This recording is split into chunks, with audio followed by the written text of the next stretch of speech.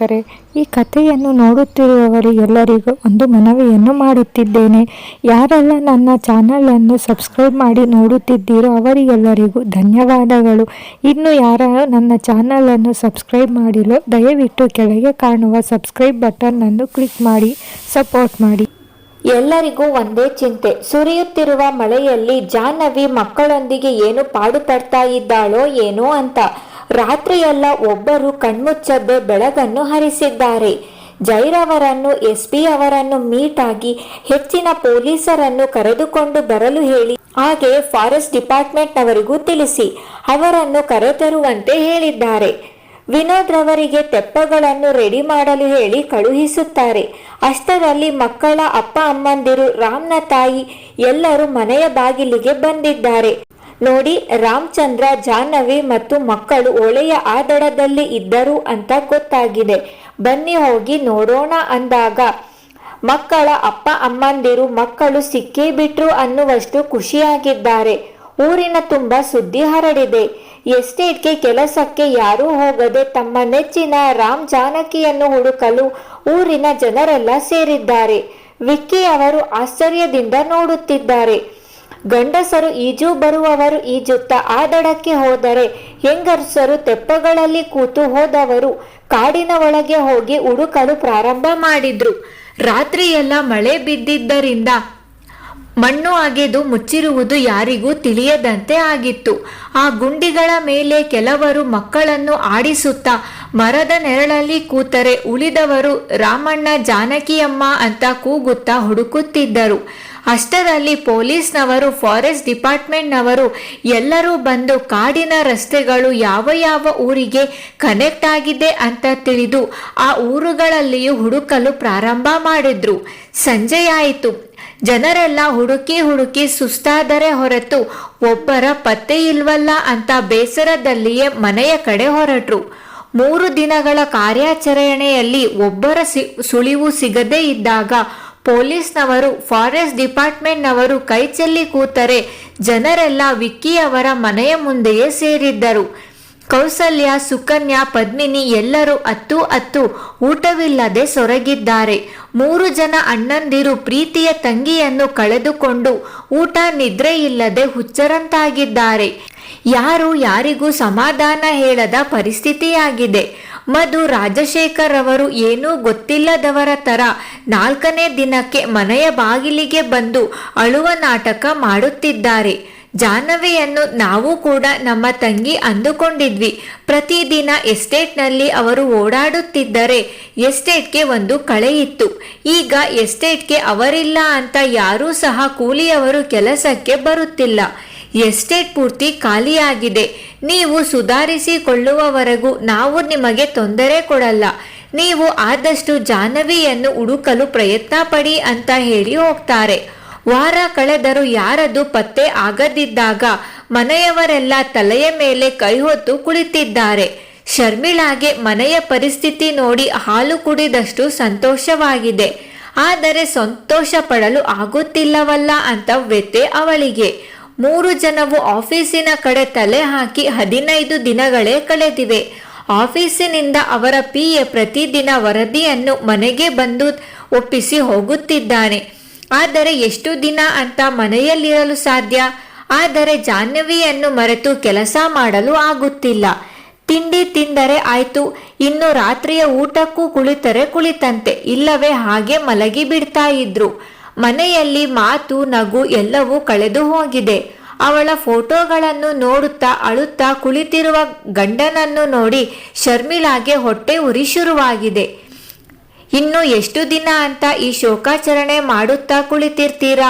ಎದ್ದು ಆಫೀಸಿನ ಕಡೆ ಹೋಗಬಾರದಾ ಅಂತ ಕೇಳ್ತಾಳೆ.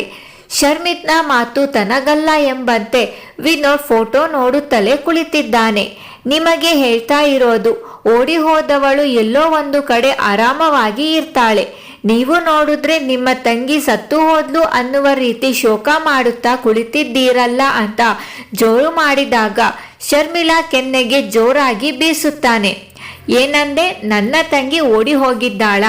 ಯಾರೇ ನಿನಗೇಳಿದ್ದು ಅಂತ ಜೋರು ಮಾಡಿ ಕೇಳಿದಾಗ ಯಾರೀ ಹೇಳಬೇಕು, ನನಗೆ ಗೊತ್ತಾಗಲ್ವಾ? ಮುಂಚಿನಿಂದಲೇ ಆ ರಾಮಚಂದ್ರನ ಜೊತೆ ನಿನ್ನ ತಂಗಿ ಚಕ್ಕಂದ ಆಡೋಳು. ಈ ಕೋಟಿ ಬೆಲೆ ಬಾಳುವ ಒಡವೆಗಳು ಬೇರೆ ಸಿಕ್ಕಿದೆ. ನೀವೆಲ್ಲ ಅವನು ಬಡವ ಅಂತ ಒಪ್ಪೋದಿಲ್ಲ ಅಂತ ಒಡವೆಗಳ ಜೊತೆ ಪರಾರಿಯಾಗಿದ್ದಾಳೆ. ಯಾವುದೋ ಊರಿನಲ್ಲಿ ಅವನ ಜೊತೆ ಸಂಸಾರ ಶುರು ಮಾಡಿರುತ್ತಾಳೆ. ಒಡವೆಗಳನ್ನೆಲ್ಲ ಮಾರಿ ಬಂದ ಹಣದಲ್ಲಿ ಜುಮ್ ಅಂತ ಕಾಲ ಕಳೆದು ಒಂದು 4 ವರ್ಷ ಆದ ಮೇಲೆ ಸೊಂಟದ ಮೇಲೊಂದು ಕೈನಲ್ಲಿ ಒಂದು ಮಗುವನ್ನು ಹಿಡಿದುಕೊಂಡು ಬಂದು ತಪ್ಪು ಮಾಡಿಬಿಟ್ಟೆ, ನನ್ನನ್ನು ಕ್ಷಮಿಸಿಬಿಡಿ, ನಿಮ್ಮನ್ನು ನೋಡೋದೇ ಇರೋದಕ್ಕೆ ಆಗ್ಲಿಲ್ಲ ನನಗೆ ಅಂತ ಮೊಸಳೆ ಕಣ್ಣೀರು ಹಾಕ್ತಾ ಬರ್ತಾಳೆ. ಆಗ ಪ್ರಪಂಚದಲ್ಲಿ ಯಾರಿಗೂ ಇಲ್ಲದ ಚಂದುಳ್ಳಿ ಚೆಲುವೆ ನನ್ನ ತಂಗಿ ಅಂತ ಅವಳ ಗಂಡ ಮಕ್ಕಳನ್ನು ಮನೆಯೊಳಗೆ ಸೇರಿಸಿಕೊಂಡು ಸಾಯುವವರೆಗೂ ಅವರನ್ನು ಸಾಕಿ ಆಯ್ತಾ.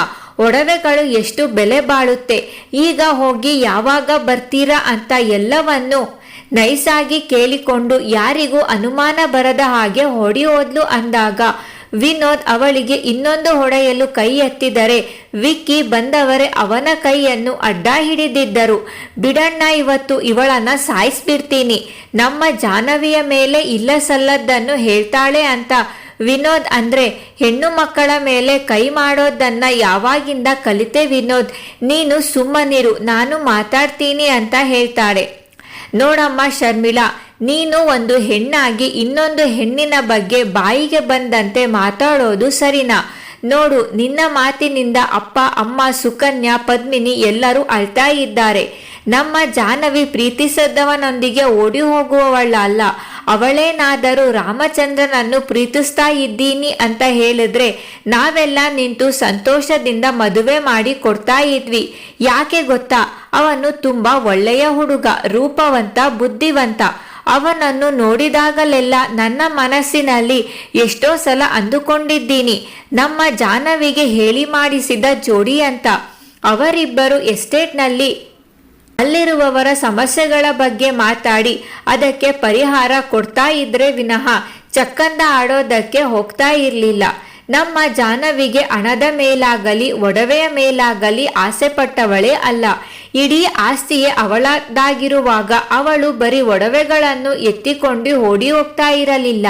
ಅವಳು ಯಾವಾಗಲೂ ಬಡವರಿಗೆ ಒಳ್ಳೆಯದು ಮಾಡಬೇಕು ಅಂತ ಯೋಚನೆ ಮಾಡೋಳು. ಹಾಗೇನಾದರೂ ಅತಿಯಾಸೆ ಪಟ್ಟು ಅಹಂಕಾರ ಪಟ್ಟು ಹಾಗೇನಾದರೂ ಇದ್ದಿದ್ದರೆ ಊರಿನ ಜನವೆಲ್ಲ ಅವರನ್ನು ಹುಡುಕಲು ಬರ್ತಾ ಇರಲಿಲ್ಲ. ಇವತ್ತು ನಮ್ಮ ಮನೆಯಲ್ಲಿ ನಾವು ಹೇಗೆ ನೋವು ಪಡ್ತಾ ಇದ್ದೀವೋ ಇವತ್ತು ಊರಿನ ಜನರು ಕೂಡ ಹಾಗೆ ನೋವು ಪಡ್ತಾ ಇದ್ದಾರೆ. ಆ ದೇವರಿಗೆ ಹರಕೆ ಹೊರ್ತಾ ಇದ್ದಾರೆ, ಪೂಜೆ ಮಾಡಿಸ್ತಾ ಇದ್ದಾರೆ. ಇವತ್ತಿನವರೆಗೂ ಯಾರೂ ಕೂಡ ಕೆಲಸಕ್ಕೂ ಹೋಗುತ್ತಿಲ್ಲ. ಇದೆಲ್ಲ ನೋಡಿದರೆ ನಮ್ಮ ಜಾಹ್ನವಿಯನ್ನು ರಾಮಚಂದ್ರನನ್ನು ಅವರೆಲ್ಲ ಎಷ್ಟು ಪ್ರೀತಿಸ್ತಾ ಇದ್ದಾರೆ ಅಂತ ಗೊತ್ತಾಗ್ತಾ ಇದೆ. ನಿನ್ನ ಮಾತಿನ ಪ್ರಕಾರ ನಮ್ಮ ಜಾಹ್ನವಿ ರಾಮಚಂದ್ರ ಜೊತೆ ಓಡಿ ಹೋಗಿದ್ರೆ ಮಕ್ಕಳ ಜೊತೆ ವಾಪಸ್ ಬಂದ್ರೆ ನಮಗಿಂತ ಖುಷಿ ಪಡುವವರು ಯಾರೂ ಇಲ್ಲ. ಈ ಮನೆಯ ಬಾಗಿಲು ಅವಳಿಗಾಗಿ ಯಾವಾಗಲೂ ತೆರೆದಿರುತ್ತೆ. ನಮ್ಮ ಮನಸ್ಸು ಪ್ರತಿ ಕ್ಷಣ ಜಾಹ್ನವಿಯನ್ನು ನೆನೆಸುತ್ತೆ. ಹಾಗಂತ ಇನ್ನೊಂದು ಸಲ ನಮ್ಮ ಜಾಹ್ನವಿಯ ಬಗ್ಗೆ ನೀನು ಕೆಟ್ಟದಾಗಿ ಮಾತನಾಡಿದರೆ ನಾವ್ಯಾರು ಸುಮ್ಮನಿರೋದಿಲ್ಲ. ನಿನ್ನ ಪಾಡಿಗೆ ನೀನಿದ್ದು ಬಿಡು ಅಂತ ನಿಧಾನವಾಗಿ ಹೇಳಿದ್ದರೂ ಸಹ ಮಾತಿನಲ್ಲೇ ಎಚ್ಚರಿಕೆ ಕೊಟ್ಟಿದ್ರು. ಇವರ ಜೊತೆ ಜಗಳವಾಡಿ ಮನೆ ಬಿಟ್ಟು ಹೋಗೋಣ ಅಂತಿದ್ದೆ. ಈ ದೊಡ್ಡ ಮನುಷ್ಯ ಬಂದು ಎಲ್ಲ ಹಾಳು ಮಾಡಿದ. ಇನ್ನು ಅಣ್ಣಂದಿರು ಯಾಕೆ ಊರು ಬಿಟ್ಟು ಹೋಗಲಿಲ್ಲ? ಯಾವುದಕ್ಕೂ ಅವರ ಜೊತೆ ಒಂದು ಸಲ ಮಾತಾಡಿ ಬರಬೇಕು ಅಂತ ಅಂದುಕೊಳ್ತಾಳೆ. ವಿಕ್ಕಿ ಫೋನ್ನ ರಿಸೀವರ್ ಕೈನಲ್ಲಿ ಹಿಡಿದು SP ಅವರ ಸಂಪರ್ಕ ಮಾಡಲು ಪ್ರಯತ್ನ ಪಡುತ್ತಿದ್ದಾರೆ. ಆದರೆ ಆ ಲೈನ್ ಬ್ಯುಸಿ ಬರುತ್ತಿದ್ದರಿಂದ ಪದೇ ಪದೇ ಪ್ರಯತ್ನ ಪಡುವುದನ್ನು ನೋಡಿದ ಸುಕನ್ಯಾ ಕಾಫಿ ಕಪ್ಪನ್ನು ಟೇಬಲ್ ಮೇಲಿಟ್ಟು ಯಾಕೆ ಲೈನ್ ಸಿಗ್ತಾ ಇಲ್ವಾ ಅಂತ ಕೇಳ್ತಾಳೆ. ಇಲ್ಲ ಅಂತ ಕಣ್ಮುಚ್ಚಿ ಕುಳಿದಾಗ ಆ ದಿನ ಜಾಹ್ನವಿಯು ನಿಮಗೆ ಇದೇ ರೀತಿ ಫೋನ್ಗೆ ಟ್ರೈ ಮಾಡ್ತಾ ಇದ್ಲು ಅಂತಾರೆ.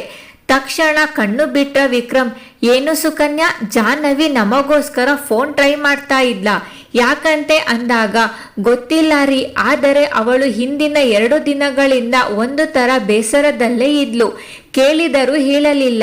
ನಾವು ಪಾಯದ ಪೂಜೆ ಮುಗಿಸಿ ಮನೆಗೆ ಬಂದ ಮೇಲೆ ಅವಳು ಎಸ್ಟೇಟ್ಗೆ ಹೋಗಿದ್ಲು. ಆಶ್ಚರ್ಯ ಅಂದ್ರೆ ಅವತ್ತು ಮಧ್ಯಾಹ್ನವೇ ಮನೆಗೆ ವಾಪಸ್ ಬಂದಿದ್ಲು. ಊಟ ಮಾಡು ಅಂದ್ರೂ ಮಾಡಲಿಲ್ಲ. ಮಲಗಿರ್ತೀನಿ ಅಂತ ರೂಮಿಗೆ ಹೋದವಳು ಸಂಜೆ ಮಕ್ಕಳ ಜೊತೆ ಇರ್ತೀನಿ ಅಂತ ಹೋಗಿದ್ಲು. ರಾತ್ರಿ ನಮ್ಮ ಜೊತೆಯೂ ಊಟ ಮಾಡಲಿಲ್ಲ. ಕುಶಲ ಜೊತೆ ಆಟ ಆಡ್ತಾ ಇದ್ದವಳು ಊಟವನ್ನು ಅವಳ ರೂಮಿಗೆ ತಗೊಂಡು ಹೋದ್ಲು. ಮಾರನೇ ದಿನ ಬೆಳಗ್ಗೆಯೇ ಮುಖವು ತೊಳೆಯದೆ ನಿಮ್ಮ ಜೊತೆ ಮಾತಾಡಲೇಬೇಕು ಅಂತ ಹೀಗೆಯೇ ರಿಸೀವರ್ ಹಿಡಿದು ಪದೇ ಪದೇ ಟ್ರೈ ಮಾಡ್ತಾ ಇದ್ಲು. ಆದರೆ ಅವತ್ತು ಟೆಲಿಫೋನ್ನ ಕೇಬಲ್ ಮೇಲೆ ಮರ ಬಿದ್ದು ಅದು ತುಂಡಾಗಿತ್ತು. ಅದಾಗಿ 2 ದಿನದ ನಂತರ ಫೋನ್ ಸರಿಯಾಗಿದ್ದು. ಮಧ್ಯಾಹ್ನ ಬರ್ತಾರಲ್ಲ ಮಾತಾಡುವಂತೆ ಅಂತ ನಾನೇ ಒತ್ತಾಯ ಮಾಡಿ ಸ್ನಾನಕ್ಕೆ ಕಳುಹಿಸಿದ್ದೆ. ಆದರೆ ಅವಳ ಮುಖದಲ್ಲಿ ಭಯ ಇತ್ತು. ಕೇಳಿದ್ದಕ್ಕೆ ಕೆಟ್ಟ ಕನಸು ಬಿತ್ತು. ನಾನು ಈಗ ಅಣ್ಣಂದಿರ ಜೊತೆ ಮಾತನಾಡಲೇಬೇಕು ಅಂತ ಕುಳಿತಿದ್ದಳು. ತಕ್ಷಣ ಹೊರಗೆ ಓಡಿ ಬಂದ್ಲು. ಅಷ್ಟೇ ನಾನು ಅವಳನ್ನು ಕೊನೆಯ ಬಾರಿ ನೋಡಿದ್ದು. ಏನಾದ್ರೂ ತೊಂದರೆ ಇದ್ರೆ ನಮ್ಮಗಳ ಹತ್ತಿರ ಹೇಳಿಕೊಳ್ಳಬಹುದಿತ್ತು. ಆದರೆ ಅವಳೊಬ್ಬಳೇ ನಿಭಾಯಿಸುವುದಕ್ಕೆ ಹೋದ್ಲಾ ಅಂತ ನನಗೆ ಅನುಮಾನ. ಆದರೂ ಇಷ್ಟು ದಿನ ನಿಮ್ಮ 3 ಜನರನ್ನು ನೋಡದೇ ಇರುವ ಹುಡುಗಿಯೂ ಅಲ್ಲ. ಅಣ್ಣಂದಿರು ಅಂದ್ರೆ ಅವಳಿಗೆ ಪ್ರಾಣ. ಅಪ್ಪ ಅಮ್ಮನಿಗಿಂತಲೂ ನಿಮ್ಮನ್ನು ಹೆಚ್ಚಾಗಿ ಹಚ್ಚಿಕೊಂಡಿದ್ಲು. ಈಗ ಎಲ್ಲಿದ್ದಾಳೋ ಏನು ಮಾಡ್ತಾ ಇದ್ದಾಳೋ ಅಂತ ಉಸಿರನ್ನು ಬಿಟ್ಟರೆ ನಮ್ಮ ಹತ್ತಿರ ಮಾತನಾಡಬೇಕು ಅಂತ ಪದೇ ಪದೇ ಟ್ರೈ ಮಾಡಿದ್ದಾಳೆ ಅಂದ್ರೆ ಏನೋ ವಿಷಯ ಇರಲೇಬೇಕು ಸುಕನ್ಯಾ. ಜಾಹ್ನವಿ ಮಕ್ಕಳ ಜೊತೆ ಆ ಕಾಡಿಗೆ ಏಕೆ ಹೋಗಿದ್ಲು ಅಂತ ನನಗೆ ಇದುವರೆಗೂ ಗೊತ್ತಾಗುತ್ತಿಲ್ಲ. ಅವಳಿಗೆ ಯಾವುದೋ ವಿಷಯದ ಬಗ್ಗೆ ಗೊತ್ತಾಗಿದೆ. ಅದಕ್ಕೆ ಆ ಕಾಡಿಗೆ ಹೋಗಿದ್ದಾಳೆ. ಆದರೆ ಆ ಕಾಡಿನಿಂದ ಎಲ್ಲಿಗೆ ಹೋದ್ಲು ಅಂತ ಗೊತ್ತಾಗುತ್ತಿಲ್ಲ ಅಂತ ನೊಂದುಕೊಂಡು ಹೇಳುವಾಗ ಶರ್ಮಿಳಾ ಅವರಿಬ್ಬರ ಮಾತನ್ನು ಕೇಳಿಸಿಕೊಂಡವಳು ಮೊದಲು ಈ ವಿಷಯವನ್ನ ಅಣ್ಣಂದಿರಿಗೆ ಹೇಳಬೇಕು, ಅವರಿಗೆ ಹುಷಾರಾಗಿರಿ ಅಂತ ತಿಳಿಸಬೇಕು ಅಂತ ಅಂದುಕೊಂಡವಳು ಮಾರನೇ ದಿನವೇ 3 ಜನವು ಆಫೀಸ್ಗೆ ಎಷ್ಟೋ ದಿನದ ನಂತರ ಹೊರಟು ನಿಂತರೆ ಇದಕ್ಕೆ ಕಾಯುತ್ತಿದ್ದವಳು ದೇವಸ್ಥಾನದ ನೆಪ ಹೇಳಿ ಶರ್ಮಿಳಾ ಅಣ್ಣಂದಿರನ್ನು ಭೇಟಿಯಾಗಲು ಹೋಗಿದ್ದಳು. ಮಧು ಮತ್ತು ರಾಜಶೇಖರ್ ಶರ್ಮಿಳಾ ಬರುವುದನ್ನು ನೋಡಿ ಅವಳ ಹತ್ತಿರ ಓಡಿ ಬರುತ್ತಾಳೆ. ಏನಮ್ಮ ವಿಷಯ, ಇಲ್ಲಿವರೆಗೂ ಹುಡುಕಿ ಬಂದಿದ್ಯಾ ಅಂತ ಕೇಳಿದಾಗ ವಿಷಯವನ್ನು ನೀವೇ ಹೇಳಬೇಕಣ್ಣ. ಸ್ವಲ್ಪ ದಿನ ಆದ ಮೇಲೆ ಊರು ಬಿಟ್ಟು ಬೆಂಗಳೂರಿಗೆ ಹೋಗ್ತೀವಿ ಅಂದಿದ್ರಿ. 20 ದಿನದ ಮೇಲಾಯ್ತು. ಇನ್ನು ಇದೇ ಊರಿನಲ್ಲೇ ಇದ್ದೀರಲ್ಲ, ಯಾಕೆ ಒಡವೆಗಳನ್ನು ಮಾರುವ ಐಡಿಯಾ ಇಲ್ವಾ? ಬೇಗ ಬೇಗ ಪಾಸ್ಪೋರ್ಟ್ ಮಾಡಿಸಿ ನಾವು ಬೇರೆ ದೇಶಕ್ಕೆ ಹೋಗೋಣ ಅಂದಾಗ ಮಧು ಮತ್ತು ರಾಜಶೇಖರ್ ಇಬ್ಬರು ಮುಖ ನೋಡಿಕೊಂಡು ತಲೆ ಕೆಳಗೆ ಹಾಕಿ ನಿಲ್ತಾರೆ. ಏನಾಯ್ತಣ್ಣ, ತಲೆ ಬಗ್ಗಿಸಿ ನಿಂತಿದ್ದಾರಾ? ನಿಜ ಹೇಳಿ ಏನು ವಿಷಯ ಅಂತ ಕೇಳಿದಾಗ ನಮ್ಮನ್ನು ಬಯ್ಯಬೇಡಮ್ಮ, ನಾವು ಸರಿಯಾಗಿ ಕೆಲಸ ಮಾಡಿದ್ವಿ. ಆದರೆ ಆ ಜಾಹ್ನವಿ ಮತ್ತು ರಾಮಚಂದ್ರ ಬಂದು ನಮ್ಮ ಕೆಲಸವನ್ನೆಲ್ಲ ಹಾಳು ಮಾಡಿದ್ರು ಅಂತ ನಡೆದ ಘಟನೆಯನ್ನೆಲ್ಲ ಹೇಳ್ತಾರೆ. ಅದಕ್ಕೆ ಆ ದಿನ ನಿಮ್ಮ ಮನೆಗೆ ಜಾಹ್ನವಿಯನ್ನು ಹುಡುಕಿಕೊಂಡು ಬಂದಿದ್ದು. ಆಮೇಲೆ ಆ ಹೊಳೆಯ ದಡಕ್ಕೆ ಹೋದ್ವಿ ಅಂತ ಹೇಳುತ್ತಾ ಎಲ್ಲರನ್ನು ಮಣ್ಣು ಮುಚ್ಚಿ ಬರುವುದನ್ನೆಲ್ಲ ಹೇಳ್ತಾರೆ. ಅವರಿಬ್ಬರು ಹೊಡೆದಿದ್ದ ಹೊಡೆತಕ್ಕೆ ಮುಖ ಕೈಕಾಲುಗಳೆಲ್ಲ ಊದಿ ಹೋಗಿತ್ತು. ಅದಕ್ಕೆ ನಾವು 4ನೇ ದಿನ